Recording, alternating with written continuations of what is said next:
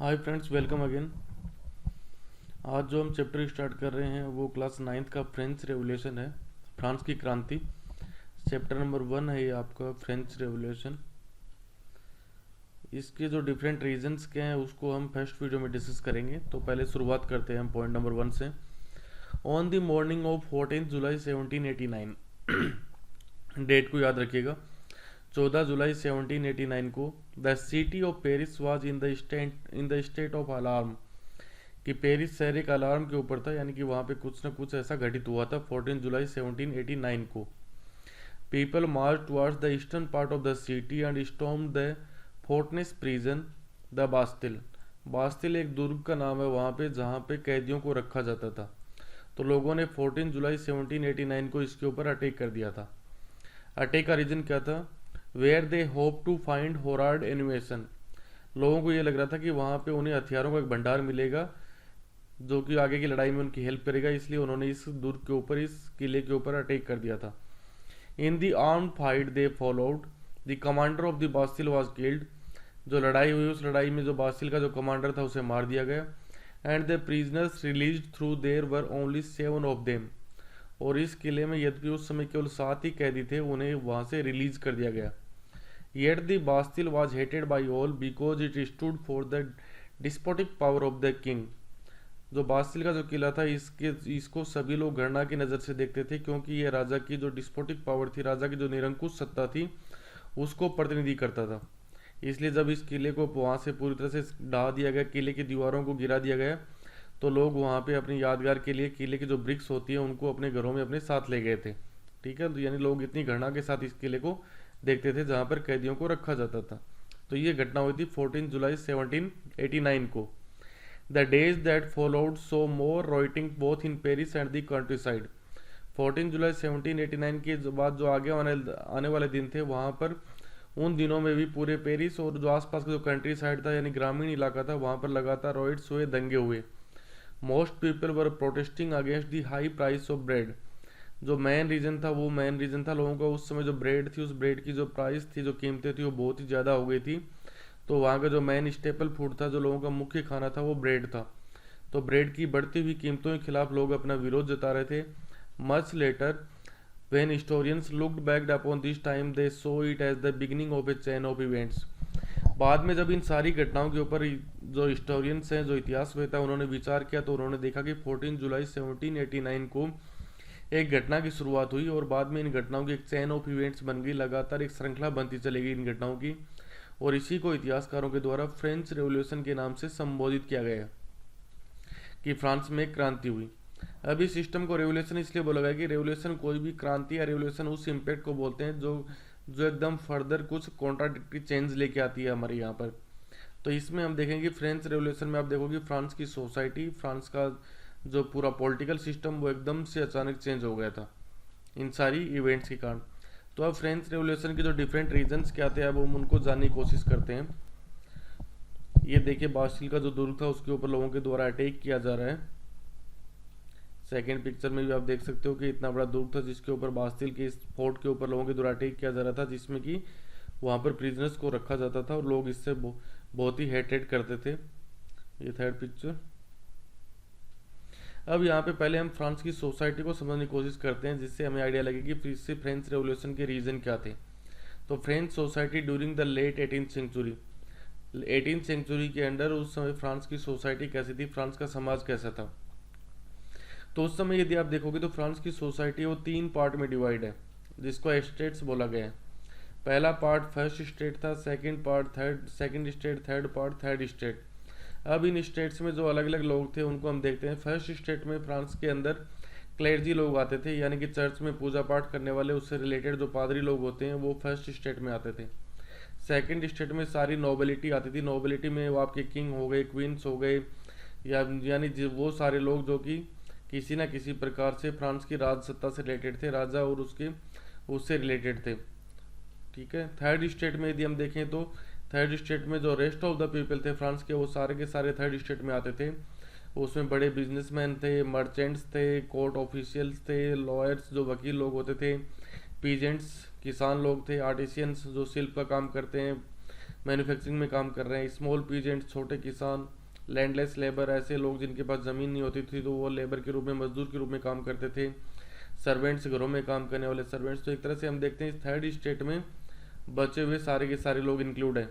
ठीक है, first state में आपकी क्लर्जी यानी जो चर्च में काम करने वाले लोग, सेकंड स्टेट में नोबिलिटी यानी राजा और उससे संबंधित उसके ब्लड रिलेशन से रिलेटेड या उसकी जो एडमिनिस्ट्रेटिव सिस्टम है उससे रिलेटेड जो भी लोग थे वो नोबल क्लास। और थर्ड स्टेट में रेस्ट ऑफ द पीपल सारे थर्ड स्टेट में इंक्लूड किए जाते थे। ये उस समय की फ्रांस की सोसाइटी थी। इसको और फर्दर हम समझते हैं कि French society in the 18th century was divided into 3 states. उस समय फ्रांस की सोसाइटी वो 3 स्टेट्स में डिवाइड थी। And only members of the third state paid taxes.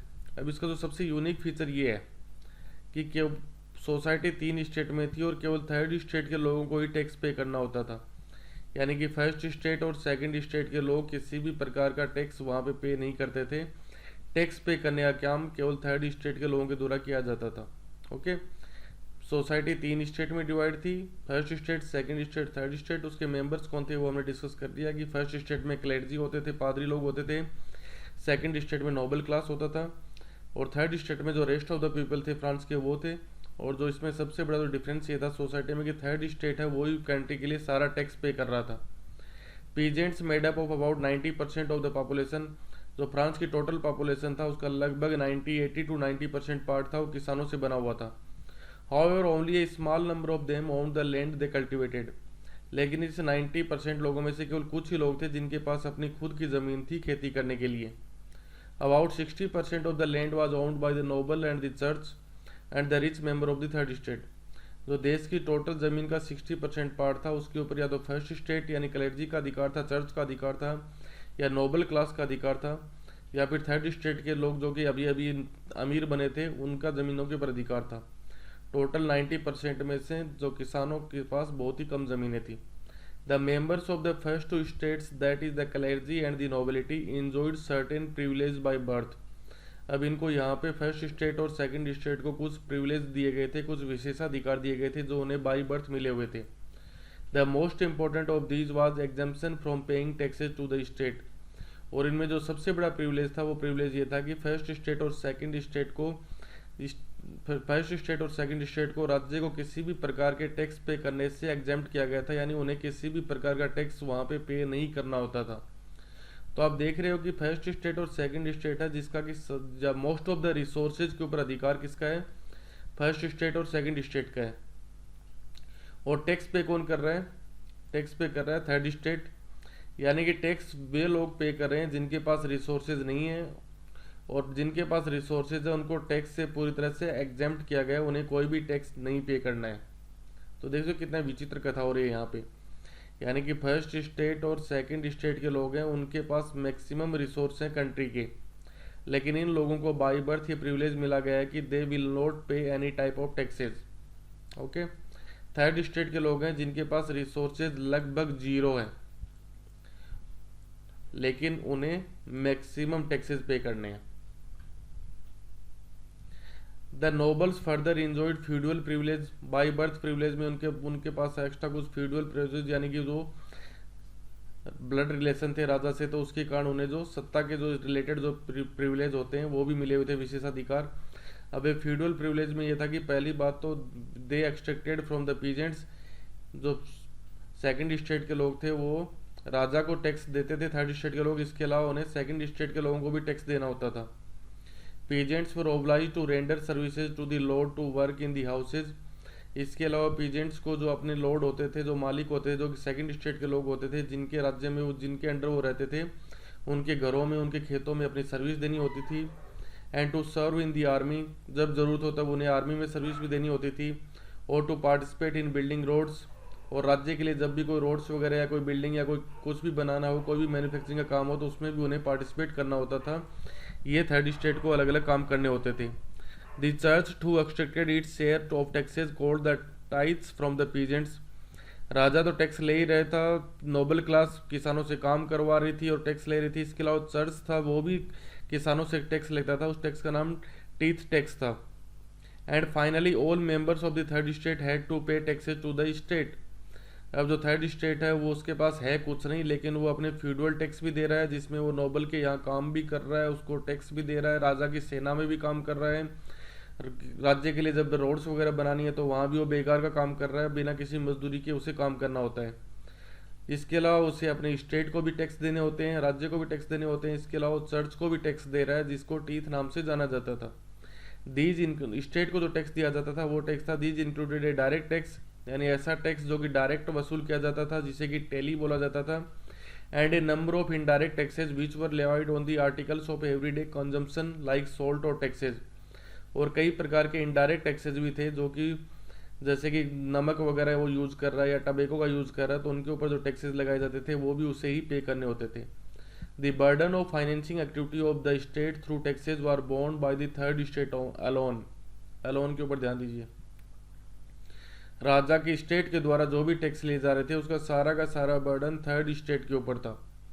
तो देखिए इनकम वाइज देखो, रिसोर्स वाइज देखो, तो थर्ड स्टेट के पास मिनिमम रिसोर्सेज हैं, ओके, और थर्ड स्टेट जो टैक्स पे कर रहा है वो मैक्सिमम है।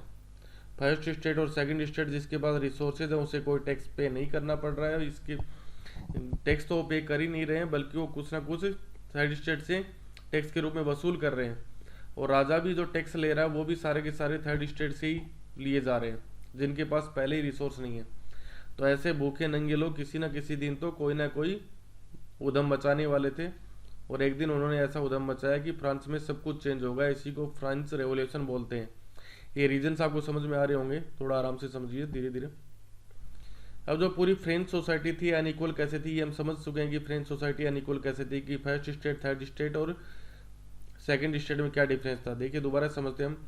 फर्स्ट स्टेट है उसके अंदर क्लर्जीशिप था, जो कि क्योंकि फ्रांस में उस समय रोमन कैथोलिक धर्म को फॉलो किया जाता था, क्रिश्चियनिटी के, तो यहाँ पे फर्स्ट स्टेट के सारे पादरी वगैरह वो शामिल होते थे।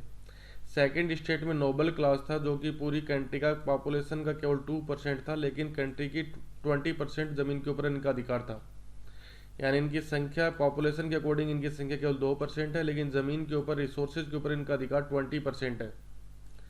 बचे हुए जो भी रेस्ट ऑफ द पीपल थे वो सारे के सारे थर्ड स्टेट में थे। इनमें आपके वेल्दी मर्चेंट्स हो सकते हैं, skilled workers, poorly paid servants like कुक्स and attendants, और 80% या 90% of the population was the farmers. And the third state had little rights and paid half of their income in taxes. Third state के पास अधिकार लगभग 0 थे, और अपनी जो total income जो जनरेट कर रहे थे उसका लगभग 50% पार्ट वो टैक्स के रूप में पे कर रहे थे। These are again the third states. नीचे की साइड देखिए, थर्ड स्टेट पॉपुलेशन वाइज देखोगे थर्ड स्टेट सबसे बड़ा है, लेकिन रिसोर्सेज कुछ नहीं है, ये सिंपल छोटे छोटे रिसोर्सेज हैं। वो सबसे ऊपर राजा है आपका, उसके नीचे आपके क्लर्जी पादरी लोग हैं, उसके नीचे आपके नोबल क्लास है। तो ये फर्स्ट स्टेट, ये सेकंड स्टेट, और ये आपका थर्ड स्टेट। पॉपुलेशन वाइज देखें तो 27 मिलियन पॉपुलेशन है थर्ड स्टेट की, जिसमें कि louvers, merchants, peasants and other professions, जिनके पास कोई भी नो स्पेशल राइट्स, किसी भी प्रकार का कोई विशेष अधिकार उनके पास नहीं है। सेकंड स्टेट में जो नोबिलिटी क्लास है उसकी पॉपुलेशन है अराउंड 1,20,000 to 3,50,000 पीपल। केवल पूरी कंट्री का ओनली 2% पॉपुलेशन है ये, जिनको कि lords, ladies, royalty, noble, sword rights, special law treatment, exempt from the certain taxes and military services, जिनको किसी भी प्रकार का टैक्स नहीं देना है, ना मिलिट्री के लिए कोई सर्विस देनी है, इन सब से इनको एग्जेम्प्ट दिया गया है। ये सब विशेषाधिकार इनको दिए गए थे। क्लर्जीशिप की पॉपुलेशन आप देखोगे तो अराउंड 1,30,000 पीपल हैं, जो कि चर्च में काम करते थे। ये चर्च से बने हुए लॉज को ही फॉलो करते थे। कोर्ट्स के अंदर इनको स्पेशल अधिकार दिए गए थे, और exempt from the specific taxes, तो अलग अलग टाइप के जो भी टैक्सेस होते थे उनसे इनको भी एग्जेम्प्ट किया गया था। ये देखिए कार्टून से आप समझ सकते हो। First state, second state, first state आपका, ये आपका पादरी को आप देख लीजिए, ये सेकंड स्टेट है, और दोनों किस प्रकार ये राजा मिलकर तीनों किस प्रकार से जुम्मा मजे कर रहे हैं। और ये आपका फर्स्ट स्टेट हो गया, ये आपका सेकंड स्टेट है, और ये देखिए थर्ड स्टेट के ऊपर सारे लोग किस प्रकार से एक्सप्लॉयटेशन कर रहे हैं।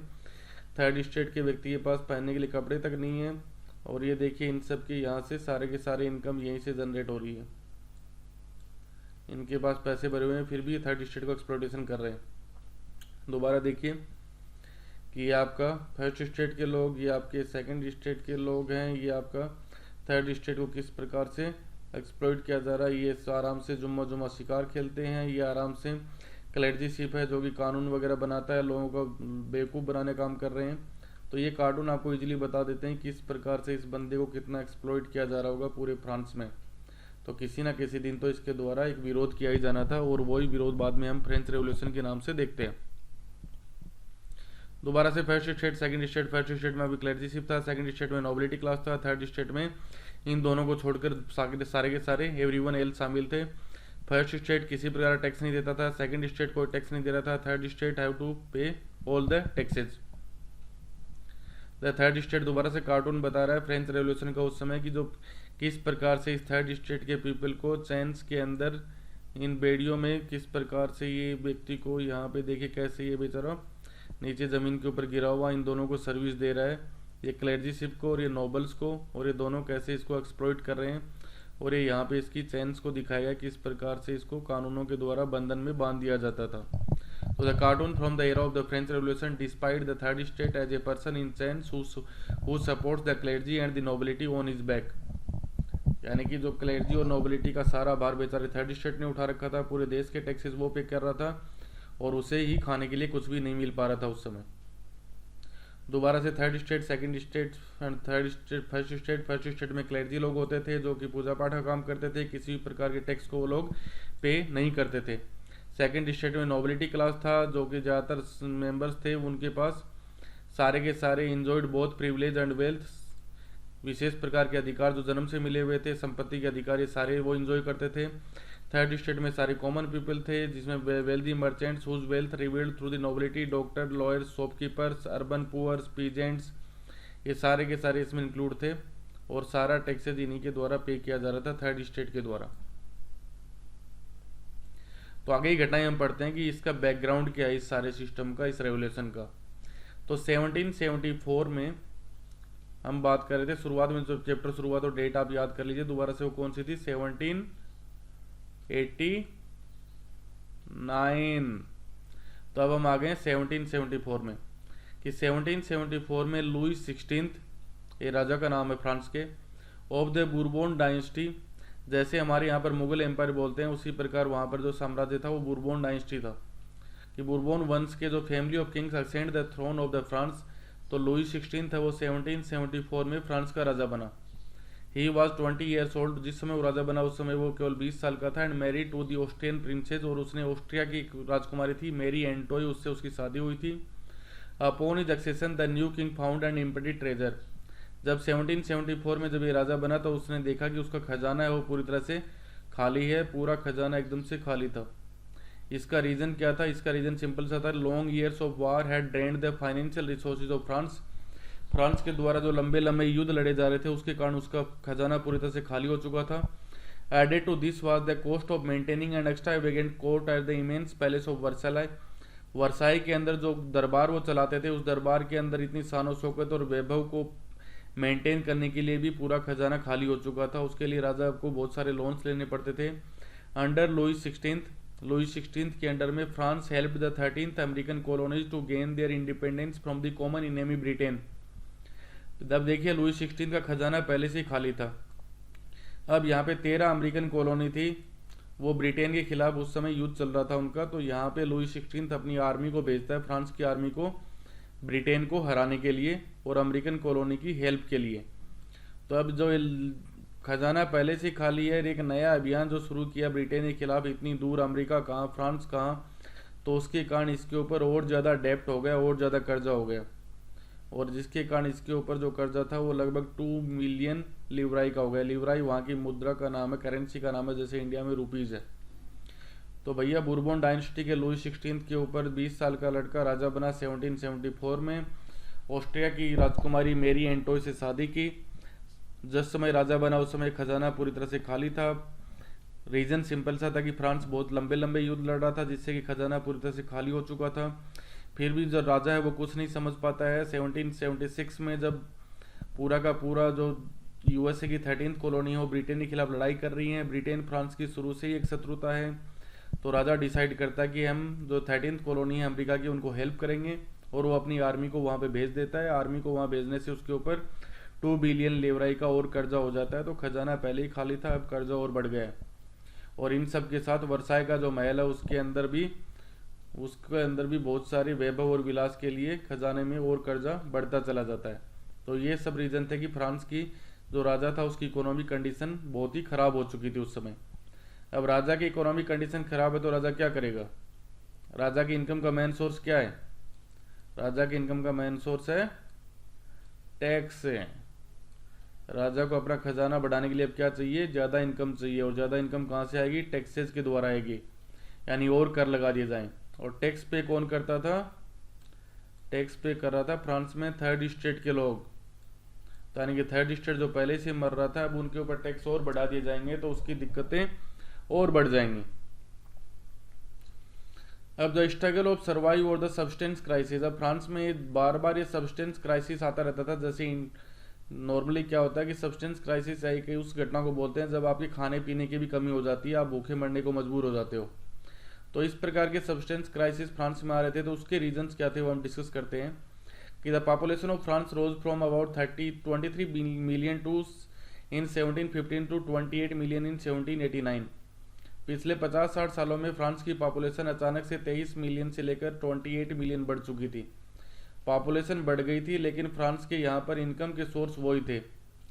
तो अब बढ़ती हुई पॉपुलेशन इंक्रीज हो रही है, तो इस पॉपुलेशन को खाना खिलाने के लिए, फेडअप करने के लिए आपकी एग्रीकल्चर के अंदर भी इंक्रीज होना चाहिए, आपका एग्रीकल्चर प्रोडक्शन भी बढ़ना चाहिए।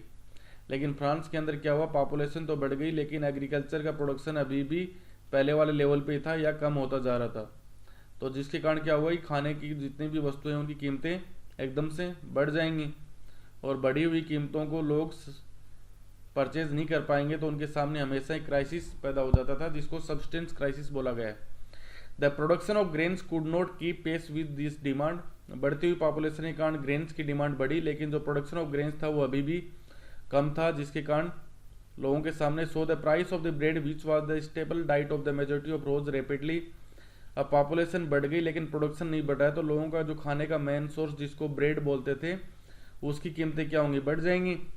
सिंपल सा है, देखिए किसी चीज़ की डिमांड मार्केट में बढ़ेगी, यदि उसी के कंपैरिजन में उसकी सप्लाई मार्केट में नहीं बढ़ेगी तो क्या होगा? उस वस्तु की कीमतें एकदम से हाई कर जाएंगी।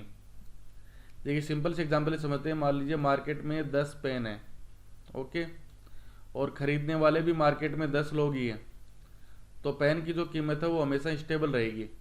लेकिन मान लीजिए मार्केट में 10 पेन है और खरीदने वाले अब हो गए 20, तो क्या होगा? इस चीज़ की वैल्यू अब बढ़ गई है, तो अब 20 लोग हैं इसको खरीदने के लिए, तो क्या होगा? इसकी कीमतें बढ़ जाएंगी। ठीक है, हमारी डेली लाइफ में हम देखते हैं ना, यदि किसी पर्टिकुलर टाइम में मार्केट में मान लीजिए अचानक से सब्जियों की सप्लाई बंद हो जाती है, जैसे आज हम कोरोना टाइम में देख रहे हैं, तो अचानक से क्या होगा? उस पर्टिकुलर चीज़ की, उस पर्टिकुलर कमोडिटी की रेट्स क्या एकदम से हाइक कर जाएंगे। तो फ्रांस में भी यही हो रहा था कि पॉपुलेशन बढ़ गई थी लेकिन जो फूड ग्रेन्स है उनका प्रोडक्शन अभी भी नहीं बढ़ पा रहा था, जिसके कारण जो स्टेपल फूड जो होता है उनका, जो जिसको ब्रेड बोलते थे, उस ब्रेड की कीमतें अचानक से तेज गति से बढ़ने लग गई। Most workers were employed as labourers in workshop. ज़्यादातर जो वर्कर्स थे वो वर्कशॉप्स होती हैं उनके अंदर वो लेबर के रूप में, मजदूर के रूप में काम करते थे, जहाँ पर उनकी जो वेजेस थी वो फिक्स थी। But wages did not keep pace with the rise in price, so the gap between the poor and the rich widen. अब ये मजदूर है जो वहाँ पे काम कर रहा है, उनकी वेजेस है जो मजदूरी है वो तो फिक्स है। मान लीजिए एक मजदूर को 10 रुपये पर डे के दिए जा रहे हैं, ठीक है, और उस 10 रुपये से वो डेली अपनी ब्रेड परचेज कर रहा है 10 रुपये की।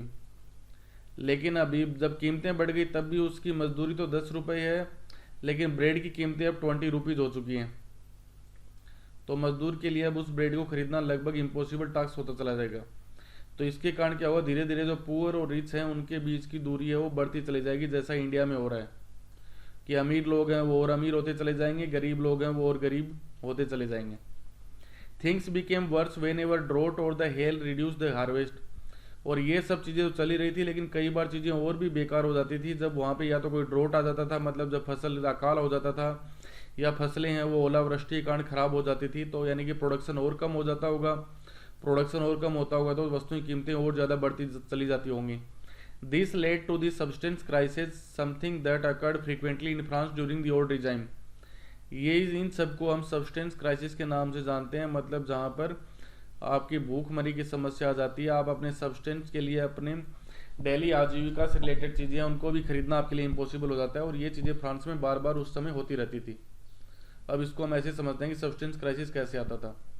कोई भी बैड हार्वेस्ट होगी, मतलब कभी भी फसल खराब होगी। फसल खराब होने के बहुत सारे रीज़न हो सकते हैं। मान लीजिए ओलावृष्टि हो गई, टाइम पे बारिश नहीं हुई, तो फसल क्या है, खराब हो जाएगी, जिसके कारण क्या होगा, the poorest can no longer buy bread. फसल खराब हो गई, अब जो गरीब व्यक्ति है वो अब ब्रेड को खरीद नहीं पाएगा, क्योंकि ब्रेड की कीमतें हैं वो हाइक कर गई हैं।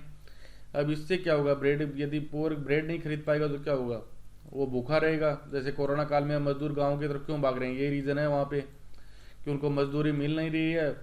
शहरों में कीमतें बढ़ती चली जा रही हैं, और शहरों में जो वस्तुएं मिल रही हैं उनको खरीदना अब उनके लिए इम्पॉसिबल हो गया। तो भूखे मरने से अच्छा है कि वो अपने गांव की तरफ चले जाएं। तो यही काम वहाँ हो रहा था। अब अचानक से भूख बढ़ेगी, भूख बढ़ेगी तो लोगों की क्या होगी, किसी भी प्रकार की बीमारी से लड़ने की क्षमता लोगों की कम होती जाएगी, क्योंकि हमारी बॉडी के अंदर अब क्या है, रेजिस्टेंस नहीं बचेगा, जिसके कारण लोगों में बीमारियां बढ़ेंगी। और वो बीमारियां धीरे धीरे एपिडेमिक्स हो जाएंगी। जैसे कोरोना को हम एपिडेमिक डिजीज बोल रहे हैं, उसी प्रकार के एपिडेमिक्स वहाँ पे फ्रांस में, क्योंकि उस समय साइंस का इतने सारे ये आपके वैक्सीन वगैरह नहीं आई थी। कभी चेचक आता था, कभी कोई नई बीमारी आती थी, कभी कुछ होता था। तो हर बीमारी है वो एपिडेमिक के रूप में लोगों को फेस करनी होती थी। तो इस पूरे सिस्टम को हम बोलते हैं सब्सटेंस क्राइसिस, आजीविका का संकट। ओके फ्रेंड्स, यहीं ख़त्म करते हैं इसको, पार्ट 1 को। अगले पार्ट को हम कल कंटिन्यू करेंगे। चैनल को लाइक कीजिए, सब्सक्राइब कीजिए, अपने फ्रेंड्स के साथ शेयर कीजिए। Thank you, bye bye.